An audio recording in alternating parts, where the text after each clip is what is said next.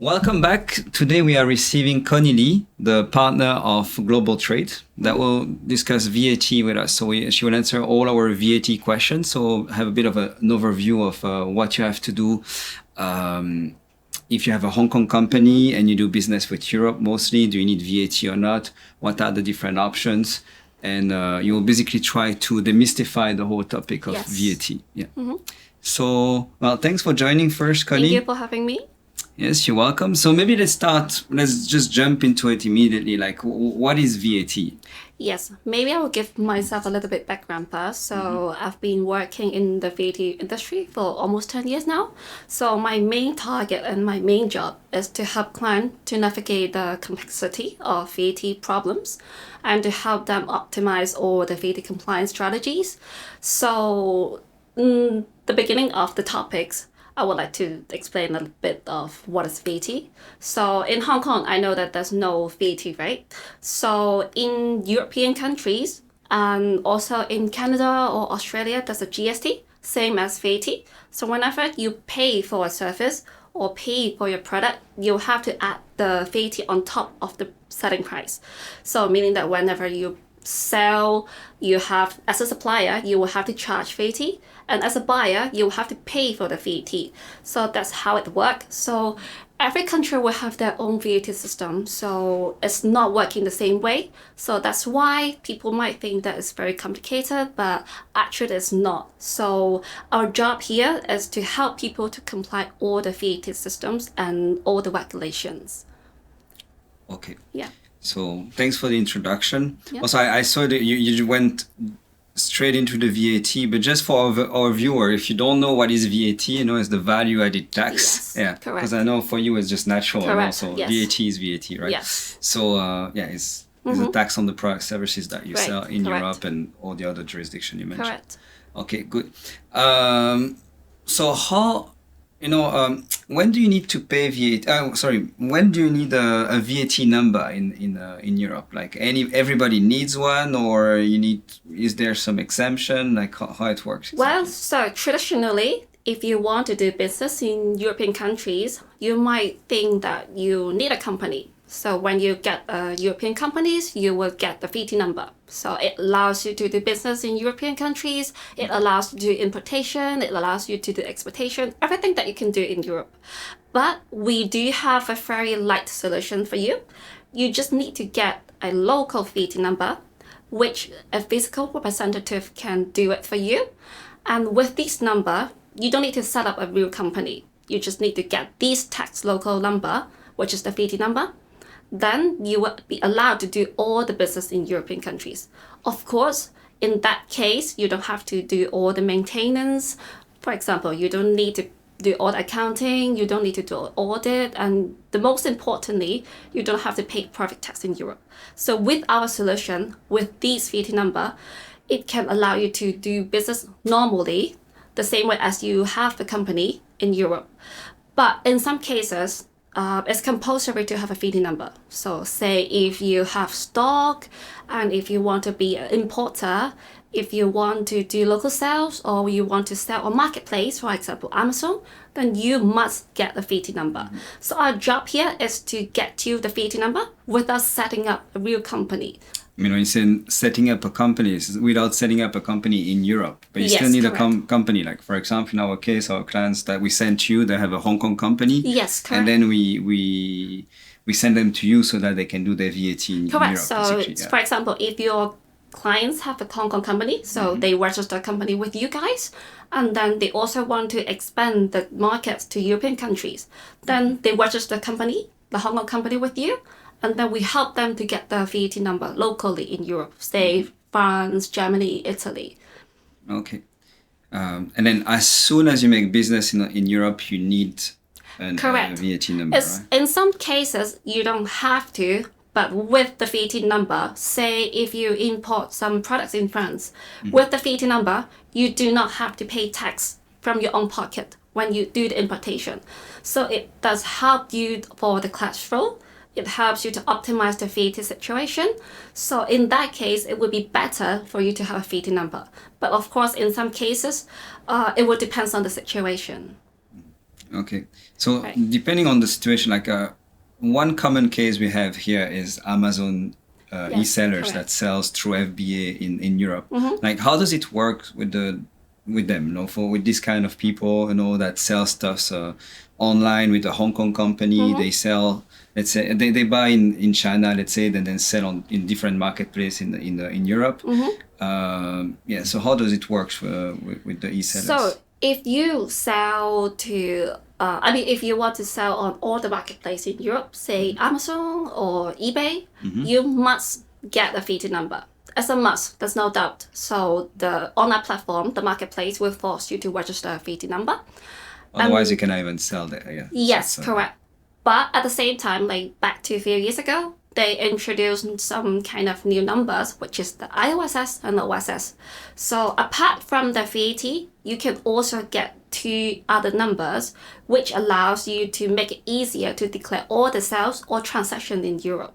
Can you explain a little bit what is the Yes, of OSS, course. IOSS? So for the OSS, to make it simple, I will put it in this way. To make it simple, for OSS, whenever you ship everything from European countries to your end clients in Europe, you will get the OSS. If you ship everything from outside of Europe to all the European countries, then you will get the IOSS. Sorry. So in that case, you might need to think about like what kind of number that you will need to get. So in order to optimize your VAT compliance. So, but for VAT as a must, you will need to get it anyway. But for OSS and IOSS as optional. With this, you can help clients to identify Of course, what's best of for course. them, right? Because That's it part also, of your job. Yes, because it also depends on the value of goods that you are importing to European countries. So say if it is over 150, Amazon will not help you to declare all the sales and they will not help you to pay to the administration. So in that case, we have to be the one who help you to get this number and then to help you to declare all the sales and pay to the admin if it is necessary. Okay. So is there a difference between physical and virtual product or services? Well, Like, for I would example, online courses, you know. Well, I would say as long as you are selling to individuals, which is B2C, it does not matter of products or service. You will have to charge VAT anyway. So as the end clients, you will have to pay VAT all the time. So, but for a product, it depends. So it depends on where do you establish your companies, where do you ship your products from, or where do you ship your products to, and where is your end clients, for example, in Germany or in Italy. It depends. So we cannot tell you right now at this moment, you must get the VAT number for product as long as you are selling products to European member states. But it really depends on case by case. I mean, see, I don't understand because no matter it's Germany or Italy, you need VAT number, right? There is VAT there, so Well, you have to if pay you VAT. have a stock, if you have the stock locally, then you must get the VAT number. But if you actually, it's not compulsory to have the VAT number, but it's just a number which can help you to optimize the VAT. So it's optional, but with the solution, with the VAT solution, you can definitely help to improve your cash flow. So it depends on the case. For product, it's not compulsory to get the VAT number as long as you don't have the So stock. what is the alternative if you don't have the VAT number? Well, you don't need the VAT number to sell only. But if you want to, have a stock, if you want to refund the VAT on importation, then you need to get the VAT number. So without this VAT number, you are not allowed or you will not be able to get the VAT refund. You will not be able to optimize your VAT. So it's kind of like a solution which helps you to improve your business, but it's not a compulsory number which you have to get for B2B. So just to clarify, even if you don't have the number, you still have to pay VAT, right? Yes. Okay, so it's just having the number will help you to optimize, as you say, the cash flow and the... Correct. But for B2C, I would say like for most of the cases, you will need the VAT number, especially you are selling on Amazon. Okay. And is there any difference between importers and exporters? Well, I will put it in this way. For most of the cases, people might think that there's only importation or exportation, but it only applies to people when they import products from outside of Europe. So say if you want to import some goods to France, that would be importation to France. And when you export goods from France, that would be exportation from France, right? To Germany, I would say. So within the whole European countries, if you have movement of goods or any transaction of goods, that will be introduction or expectation. So there are two cases, introduction and expectation. That applies to the movement of goods within Europe. So it really depends on if it is importation or introduction. You have to keep in mind that there's two different declaration of it. So without the VAT number, you will not be able to do all the declaration within the whole Europe.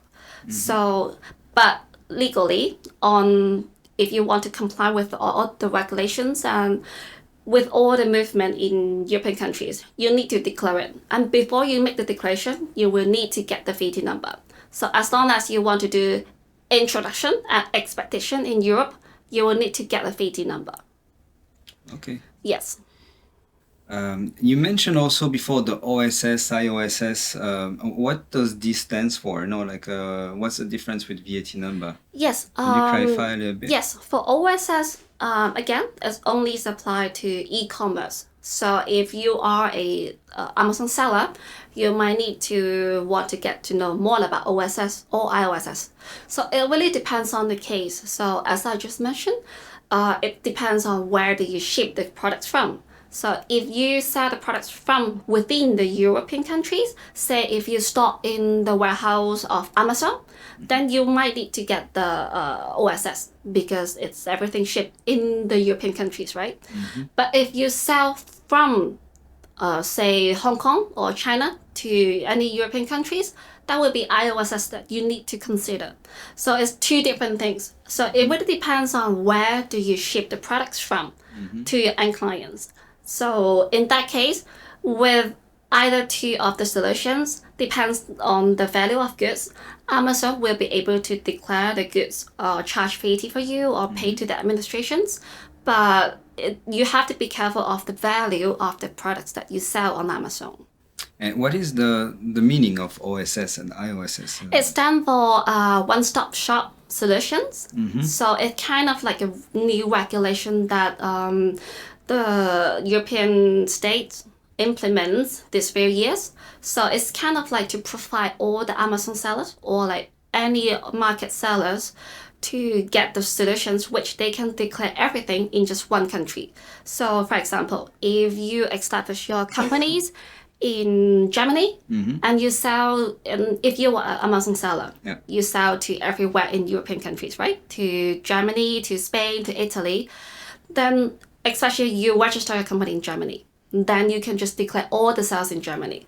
But in the past, you might have to get all the local VAT number in Spain, in Italy, in Germany. You used to register one local VAT anywhere that you sell, but not anymore. You can just declare everything in where the country you establish. Okay. Right. And for the IOSS, what is the... That's the same. Like it stands for the import one-stop shop solution. Okay, this is when you don't have a warehouse in Europe. Yes. So you ship everything from China or like anywhere which is not the European member states. You ship everything from outside of the Europe and then to the end clients in Europe. That would be kind of like the IOSS system. Okay, good. And so you run actually a firm helping people with the VAT and OSS, IOSS, etc. Can you explain a little bit like what is your service, like what you exactly do for your clients? Yes, basically we aim to help our clients to do business overseas. So say if you have one Hong Kong company or if your client is having one Hong Kong company and then they want to expand the business to Europe, say, then we help them to, optimize all the VAT compliance because most of the time, people might not want to spend so much time dealing with something that they don't know, something that they are not familiar with. Especially in some of the countries, say in France, you really need to appoint a local fiscal representative to help you to deal with all the VAT compliance issues. So in our case, we will help all the clients to comply with all the VAT regulations. And at the same time, we understand the frustration when people do business in different countries, especially in all the European countries, they have different VAT systems. So you might not understand how it works all the time. So our jobs here is to help people to understand what they can do with all the VAT regulations and how they optimize the VAT compliance strategies. Especially when they do business planning, they might need to figure out, oh, how do I save money here? Or how do I optimize the VAT here in order to make a good business plan, right? So our job here is not only to get them the number, then that's it. We help them to provide all the solutions and to help them, to optimize the VAT. Okay, good. Thanks. Yes. And what would you say makes you unique in the industry compared to your competitors? Because you don't have many competitors, actually. It's quite a complicated industry. But yeah, as a new player here, I mean, both you and your partners, you're in the business for many years, but the company now is fairly new. It's like, what, 1 year, 2 year global trade? Yes. So what you bring to the table that is different? Yes, we are not a big team here in Hong Kong, to be honest. But yes, when we think about expanding to European countries, we understand the frustration and the questions that the Asian people or Asian companies might have. For example, say in Hong Kong, we don't have VAT. So I will not know anything about VAT. And I will not know how it works for the VAT in European countries. So I might not have knowledge or concepts of how should I do business in European countries. So we are here as a bridge between the European countries and the Asian markets. So we help them to understand your business. So how is your business coming? I mean, like the logistic flow, the product flow, where is your target clients, where is your suppliers. We basically help to do a planning for you. And where should you get the VAT number? Where should you get the registered VAT number? And where should you pay tax? Where should you not? We kind of like to become a bridge and a communication point between the administrations and the market, the Asian companies here. So I would say, yes, there's not many people doing this kind of job in Hong Kong. So we want to be here to be presenting here to help Asian companies, actually not only limited Asian companies, but we are here in Asia.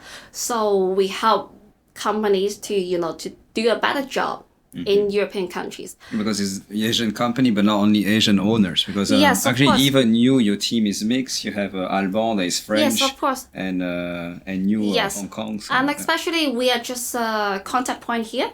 We do have our local team or partners in the local countries, which they can actually help us to do all the paperwork.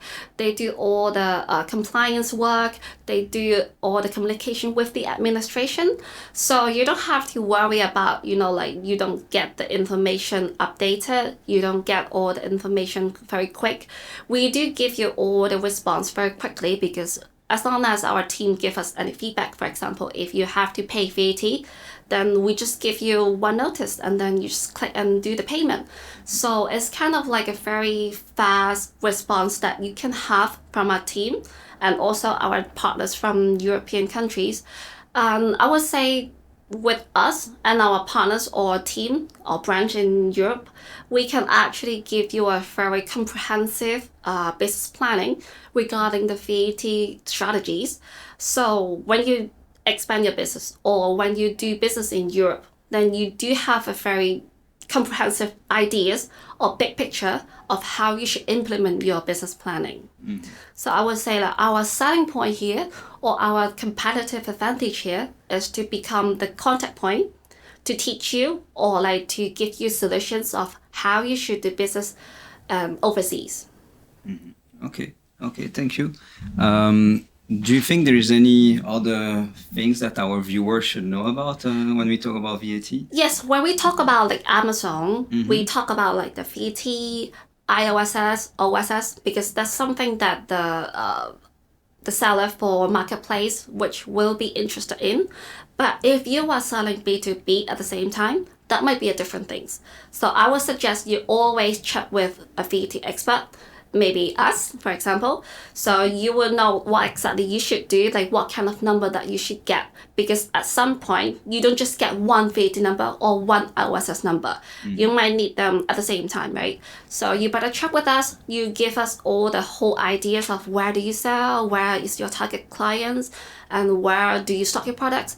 Give us all the information, then we will check that for you. So we can give you a very good planning of where you should do your business.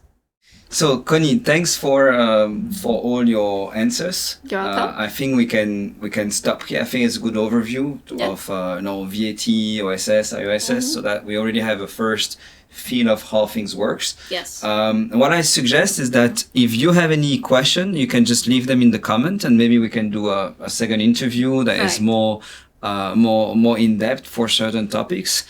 But I feel in the meantime, I think that's good for the moment. Yes. I think that's it. So thanks for joining us. Thank you. And I hope to see you in the future. And then anyway, we keep collaborating with our two companies. So right. Yeah, great. Thanks. Thank you.